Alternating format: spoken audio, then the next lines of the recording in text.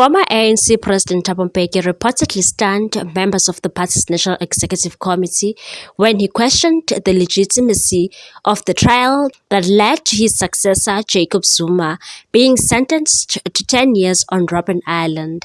During an NEC meeting at Beachwood Hotel in Gauteng, convened to analyze the ANC's poor electoral performance in Gauteng and KwaZulu-Natal, Mbeki expressed doubts about the circumstances surrounding Zuma's imprisonment. While stopping short of directly labeling Zuma a spy, Mbeki's remarks raised eyebrows and sparked fresh debate within the African National Congress.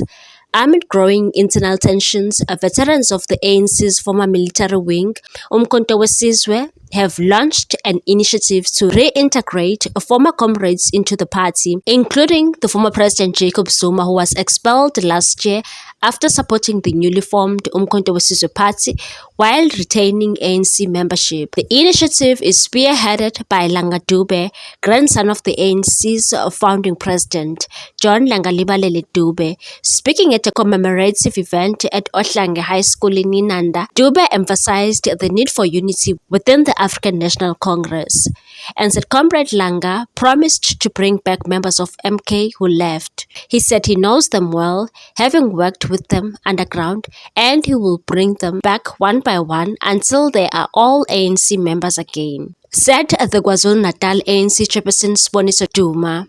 Dube, an experienced underground operative since 1985, stressed that political differences within the ANC could be addressed through dialogue. He acknowledged the complexities surrounding Zuma's return, but remained hopeful that reconciliation could be achieved, and said it is obvious that mistakes within the ANC can be corrected, signaling a broader effort to heal divisions within the party. While the push to re-engage Zuma remains a sensitive issue, Dube indicated that discussions would evolve over time to address the reasons behind his defection, and said the issue that led Mcholozi to join Umkhonto weSizwe Party will eventually be ironed out. Dube said so, acknowledging the weight of history in the process. The ANC has faced growing dissatisfaction from former MK veterans, many of whom believe the party has been slow to address socio-economic challenges. Some have distanced themselves, arguing that the ANC's policy direction has shifted away from its core liberation values. Dube also called for a national dialogue among black political parties to foster greater unity and cooperation. However, he declined to confirm whether he would formally petition the ANC's NEC to reinstate Zuma. During the event, National Chairperson Gwede Mantashe emphasized the importance of loyalty to the party, cautioning Dube against aligning with any rival factions, and said if Langa diverts from the line, we will tell him that another party does not belong to your family. Mantashe warned, reinforcing the ANC stance against fragmentation. Meanwhile, the Umkhonto weSizwe Party provincial convener Willis Mchunu echoed the frustrations of many former ANC members, criticizing the party's shift towards neoliberal policies, and said when people, MK veterans, come to me, if they ever do, we will debate what it means to change the ANC. Mchunu said so, arguing that the party's commitment to non-racialism had sidelined Pan-Africanist ideals. And internal struggles continue. The ANC finds itself at a crossroads, grappling with historical grievances, political realignments, and the ongoing challenges of maintaining unity within its ranks. On the other hand, the future of Umkhonto weSizwe Party without Jacob Zuma is uncertain. As political dynamics in South Africa continue to shift, questions loom over the future of the Umkhonto weSizwe Party without its central figure, Jacob Zuma. A recent Business Day analysis raises concerns about the party's stability should Zuma's influence wane, drawing parallels with previous political movements that failed to maintain internal cohesion. The fate of the Congress of the People, COPE, serves as a cautionary tale after its promising rise in 2009, securing 7% of the national vote. COPE was soon engulfed in leadership battles between Mosiya Lekota and Mbazima Shilowa.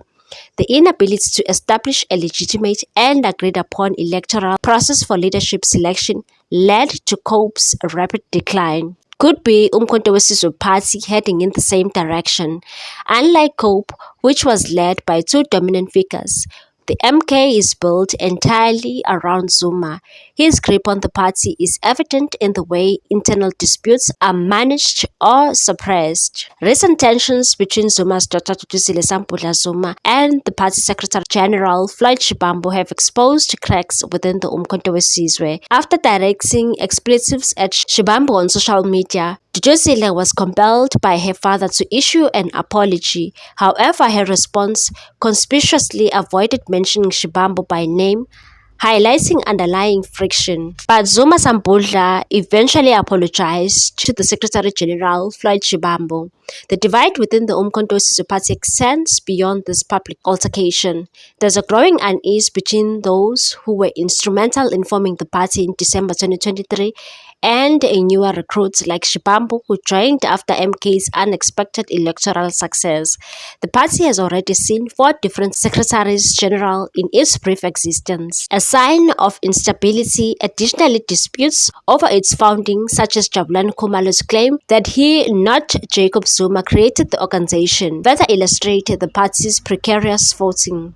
Despite internal discord, MK remains a formidable force largely due to Zuma's dominance. His directive against holding elective conferences, citing their potentially divisive nature, reinforces the notion that MK party operates under his singular authority.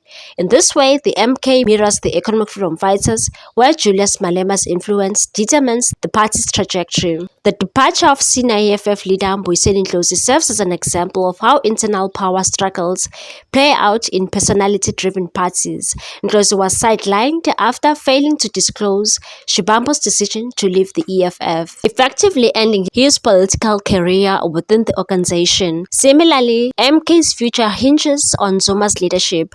As long as he is in control, the party will likely persist, albeit in a state of controlled chaos. The real test for Umkhonto weSizwe party lies not on its internal power struggles, but in how voters perceive them.